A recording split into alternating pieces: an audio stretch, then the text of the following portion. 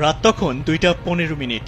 ঢাকার হযরত শাহজালাল আন্তর্জাতিক বিমানবন্দর থেকে নির্ধারিত ফ্লাইট নিয়ে সৌদি আরবের উদ্দেশ্যে উড়াল দেয় একটি বাংলাদেশি বিমান।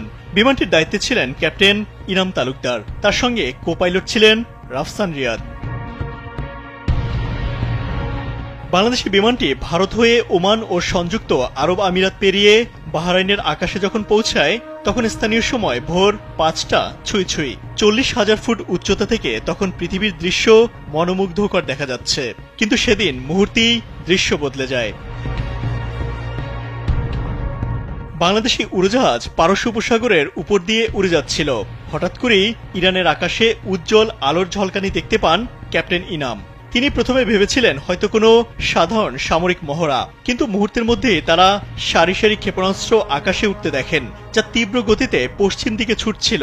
গেল শুক্রবার ইসরায়েল তেহরানে হামলা চালানোর পর ইরানের পাল্টা হামলা ছিল এটি।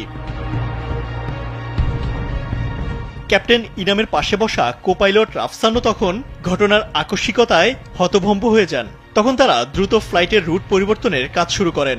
তাদের মাথায় কেবল একটি প্রশ্ন ঘুরপাক খাচ্ছে, যদি কোনো একটি ক্ষেপণাস্ত্র গতিপথ পাল্টে তাদের বিমানের দিকে চলে আসে তাহলে তো সব শেষ।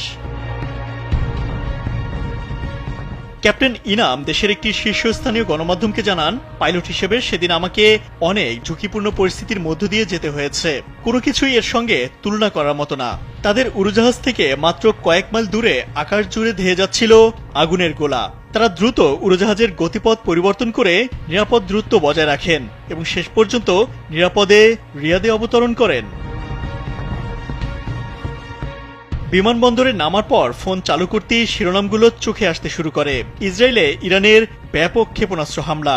ক্যাপ্টেন ইনাম বলেন, সেদিন সকালে তিনি শুধু একজন পাইলট ছিলেন না, ছিলেন ইতিহাসেরও একজন সাক্ষী। ইমতিয়াজ আহমেদ, কালবেলা।